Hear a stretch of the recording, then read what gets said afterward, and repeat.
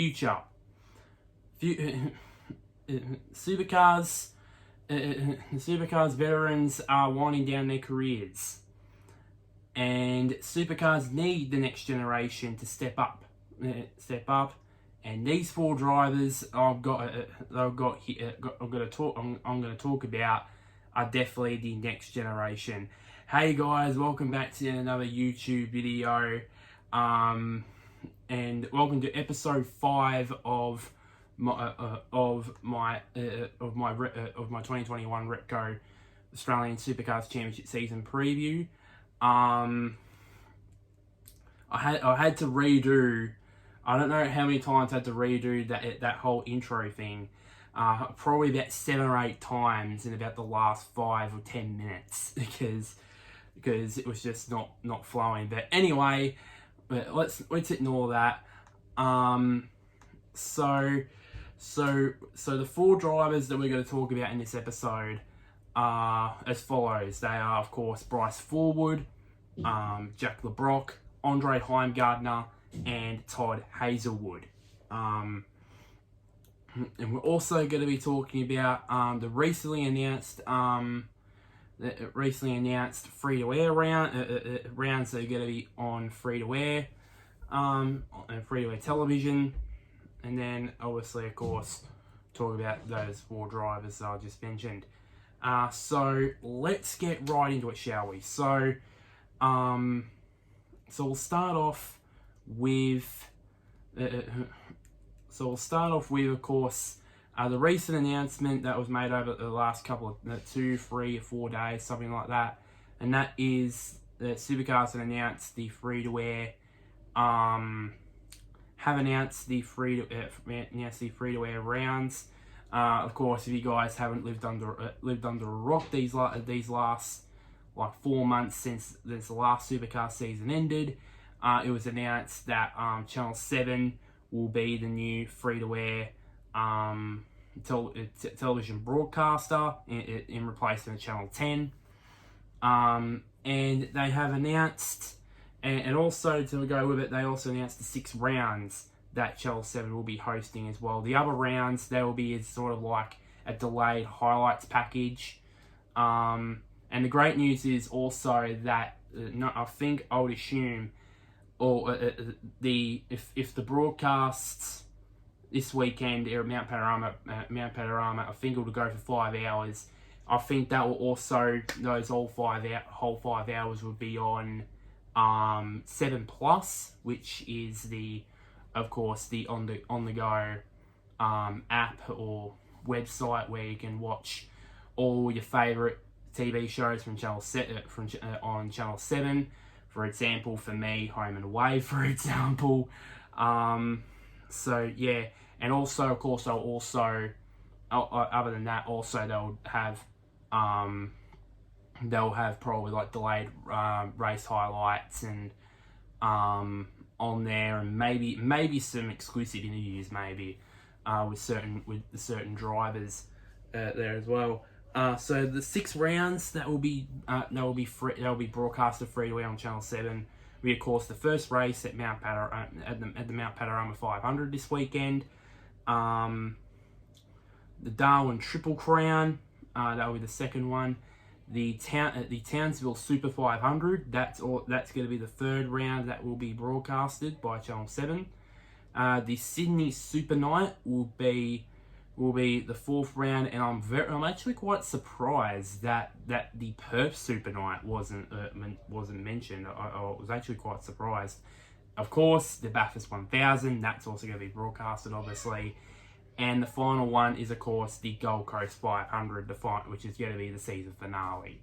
So, but other than that, but in terms of the paid TV side, Fox Sports here in Australia, that's still going to be the same. Every round, every practice, every qualifying, every race, that will be on Channel 7 and on KO as well, if you go as well. And the Mount Panorama 500 weekend for practice, qualifying, and the 2 races this weekend will all be free. It will be free on KO.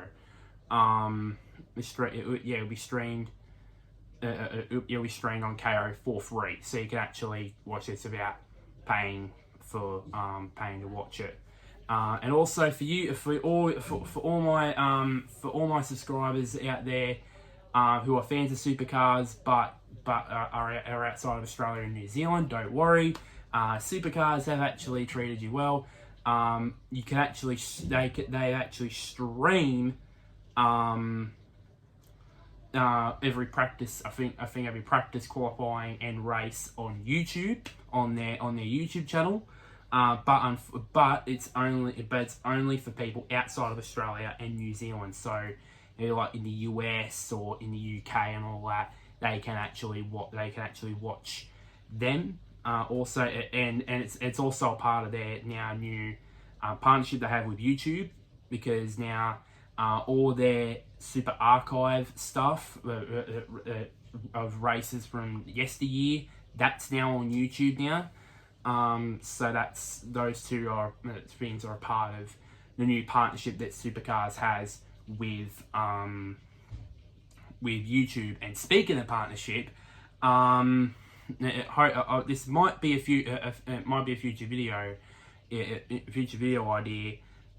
If you guys want to comment down below what you think of this, maybe a possibility of maybe me reacting to the new AC/DC song, because of course Supercars have announced an exclusive partnership with AC/DC. The two of my worlds colliding. I mean, my favourite band of all time is AC/DC. Some people might say, "Oh, what about Metallica? What about all the other bands in the world?" But no, it just doesn't compare to AC/DC or Guns N'. But it doesn't compare to AC/DC, to be honest. So I might maybe do a reaction, maybe over the weekend, maybe if you guys want it, of me reacting to the song, and yeah, so that's basically about it for that one. It's just basically highlights, of course, the free to wear, and of course where we want to watch Supercars in 2021. Now we move on to the actual drivers.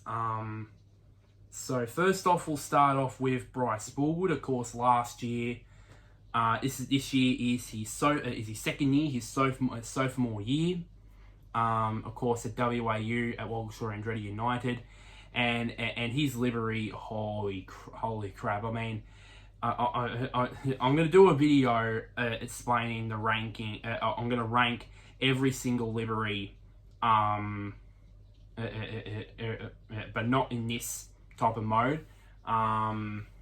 Just explain, just to explain where I put which livery and why I put it there, and what liveries and what do I think should, in my opinion, should change on the livery.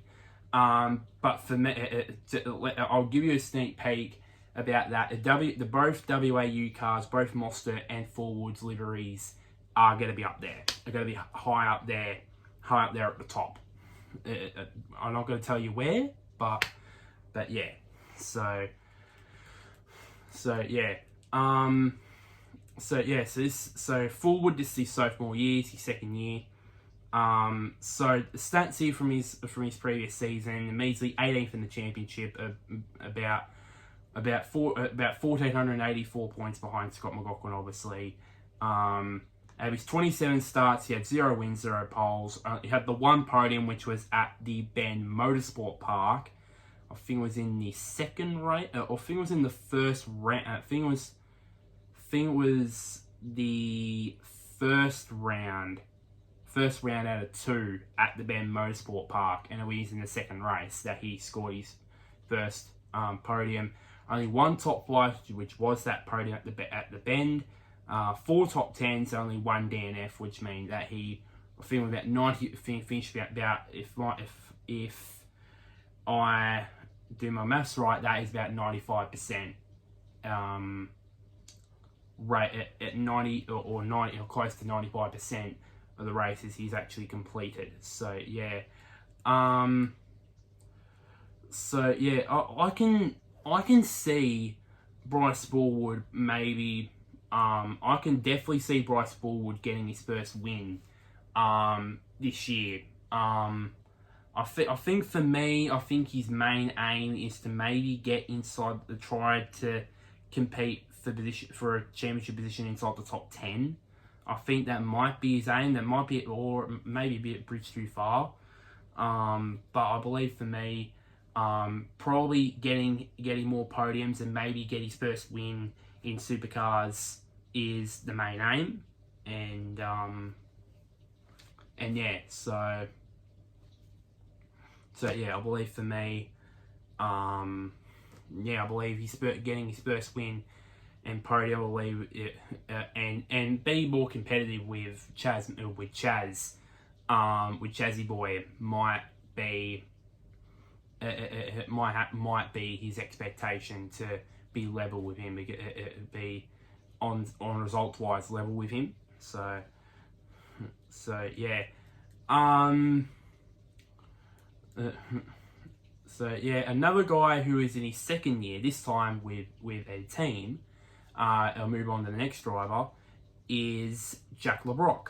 Of course, last year was his first year with Tickford. Of course, I was actually, this time last year, I was actually surprised about his move to Tickford, seeing that there was a guy by the name of Tom. There was probably a couple of drivers that would have thought that Tickford spot.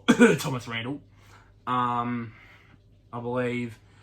Yeah, so yeah, but he did prove me wrong in this season, even though it was a shortened season. Of course, he finished 15th in the championship, 1,180 points behind McLaughlin. Obviously, out of his 27 starts, he had 0 poles. He claimed his first win at Supercars, which was in that thrilling race at the second Sydney Super Sprint round, where it was crazy. I think it was about at one point there was about 4 drivers within like 2 seconds of each other at that race, which is unbelievable. I think it was him, Heimgartner, Hazelwood, and Reynolds that was separated by that margin at the end of that race. 2 podiums, 3 top 5s, 7 top 10s, and just the 1 DNF. So basically the same as Fullwood with his finishing rate in the last season. I believe the podium wise, his other podium, I think it was in Townsville. I believe was his other podium. I think. You guys can correct me on that. I think it was in Townsville. I'm not so sure about that. Yeah, I think for me, expect a much better season from Jack LeBrocq. Obviously, it was going to be a slow start to 2020, because of him getting used to the Mustang. It was sort of the same thing as Lee Holdsworth, because remember when Lee Holdsworth came into Tickford in 2019, because obviously he was new to the team, and obviously of course, everyone was new to the Mustang. It took him time to get results out of it, and once Lee got results out of the car, then he was able to get or get used to the car and the team. He was getting results very, very quickly, to the point where at one race at Percat in 2019, I believe he finished in second, or started on the front row, I believe it was. So yeah, and then last season, of course, Holdsworth, he wasn't that were massive consistency, but I believe, but he was consistent enough. I believe he finished inside the top 10. I believe in the championship. I believe it was. I could see Jack LeBrocq doing the same thing. I could see LeBrocq maybe qualify better, and maybe I don't know if he'll win a race, but I can still see him. I can see him be a regular podium contender. I can definitely see that in him in 2021. just because, of course, he's in his second year at Tickford, and now he's probably going to get used to the Mustang now. Now the next driver I'm gotten in I'm going to talk about is a guy who's really going about his business in recent years over at the newly named Kelly Grove Racing Team, and that is Andre Heimgartner. I believe Andre's been quietly going around his business, especially in 2019 when he was in that aging Nissan Altima. He was pulling results out of that, and I thought and that's why it was so mouth-watering when it was announced that he was going to be in the 2-car team with Rick Kelly. It was going to be mouth-watering because we all thought if he's squeezing podium results and top 5s out of that Nissan, who knows what will be. He'll be like when he gets in the Mustang. He'll win races definitely, but that didn't happen. Obviously, got the pole position at the third race of the second Sydney Super Sprint round. Of course, he didn't win the race. Of course, he finished in second. Another one, and then the other podium that he had last year was at the Bend Motorsport Park. It was the same round, the same race. We did that outrageous triple overtake into the hairpin. I can't remember what numbered corner it was, into the hairpin. And he just passed. I think it was McLaughlin, Van Gisbergen, or it might have been Whincup, I don't know. And maybe I think it was Coulthard must have been way in front of this one. I think it was the race where Coulthard won. So I think it was McLaughlin, Van Gisbergen, and memory serves me really. I don't know why. I think I can remember a Penrite car. I think it might have been Pasquale maybe, or Reynolds. But doing an outrageous triple overtake to get into second place, and that's where he ended up finishing. And I think he was close to Coulthard at the end of that race. So it was unbelievable. And I've also got some stats real quick about his time at Kelly Racing. Of course, he arrived there in 2018, of course, as a replacement to the retired Todd Kelly, who stepped back to focus on running the team. And how appropriate now this year Rico's done the same thing. So 88 starts in that team. So this year he'll have 100 race starts in the team. One pole, obviously, no wins, 3 podiums. Of course, 2 podiums this year. The other one being at Phillip Island in 2019. I think he finished 3rd in that race, just behind the 2 DJR Team Penske cars. 5 top 5s, 22 top 10s. So not much top 5s, but so many top 10s. I bet you probably about most of those top 5s were probably from this season. I would think. And of course, 4 DNFs. His best result, of course, came second place not only at the second Super Sprint round, but also at the first Bend Super Sprint round, as I said. And his best finishing position in the championship was 14th. At that time, was 14th. Of course, that was last year. And I'm certainly sure that he will be doing that. So I think for me, it's the same thing as I'm with the same thing as Bryce Ballwood, how appropriately that those two, Fullwood and Heimgartner, ended up partnering each other in the Enduros in 2019. I think that they can get there, and I think entirely appropriately, I think that they will get their first career Supercars full-time Supercars wins in the same season. I'm definitely confident in doing that, because he's been quite, as I said, he's been quietly going around his business. And look at the stats here. He's proved, speaking of, and also with top tens. 2018, he only had measly four top 10 finishes in 2018. And then it was up to seventh in up to 7 in 2019, and then 2020. And then last year he had 11 top 10 finishes in 2020. So he's been quietly going around his business as Andre, and definitely I think this year's the year for me to get that beautifully painted Ned racing car on the top step of the podium. I mean, and get to the checkered flag first. I mean, I think for me, for Andre, this is the year for me. Then finally, the final driver we're going to talk about in this episode is Todd Hazelwood. 2020, of course, a bit of an inconsistent year in 2020, but some success along the way as well.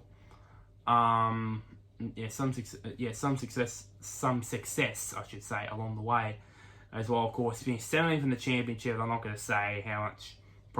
Let's just say probably way behind Scott McLaughlin in the championship. Out of the 27 starts, he had one win. He had one pole, which was at Townsville, in that qualifying session where he and Nick Percat both qualified on the front row. No wins. One podium, which was at the final race in the second super sprint round, which is the same one that Jack LeBrocq ended up winning, and Andre Heimgartner finished second. 2 top 5s, 6 top 10 finishes, and 2 DNS with the best result of third at the Sydney Super Sprint Sydney Super Sprint round over there. For me, much the same way, in my opinion, as both Bryce and Andre. I think Todd. He said in an article with SpeakCafe.com that I've got it here right now on my laptop here. It says here, made a win more than achievable this year, which I agree with him. I think for me he's the same way as Bryce and Andre. I think for me, for Todd, I believe his main aim is to get that win. I think get that monkey on the back, get that first Supercars main game win, and that will boost his confidence a fair bit. In my opinion, I think, I think for me, and also for me, I think finishing top 10. Finishing somewhere around 9th to 11th, maybe even 12th, should be acceptable for him. Exceeding that, of course, in the last 2 seasons he ran, of course, in 2018 and 2019 he was running. In 2018 he was running shit machinery with Matt Stone Racing. In 2019 he was running again with MSR, but with a Triple 8 car. And then 2020 he moved to BJR, and his results improved. So I can see Todd getting his maiden win. I can see Todd getting his maiden win this year. So that is just about it on this video. A very quick. A bit faster than because we're already gone 24 minutes on this video. Make sure to like this video. Share this video to all your friends who are Supercross, didn't I? Supercars fans. Comment down below Who do you think out of these four guys will get who do you think out of these, out of Bryce, Fullwood, Heimgartner, and Hazelwood, do you think they'll get their first win quicker? Do you think, or do you think that, or is there another one who another driver who I haven't mentioned yet that in these preview episodes I haven't mentioned that that would get their first win, and also somewhere down there, press the big red button, which is called subscribe. Click the notification bell as well, and switch on notifications to get notified when I next upload a video. So that's basically the end. There is one more episode to go. I was gonna do 7, but I had to narrow it down to 6 now that because of 1, the season's come out fast, and 2, I've been, let's just say, a bit lazy with these things. So so there's one more episode to go, talking about the rookies and the back markers, and who's gonna make up the back of the grid, and of course also lastly gonna do my season predictions. This video and that video might maybe get uploaded maybe tomorrow. So by the time practice starts, that will be when this season preview series is over. But until next time, guys, I'll see yous later.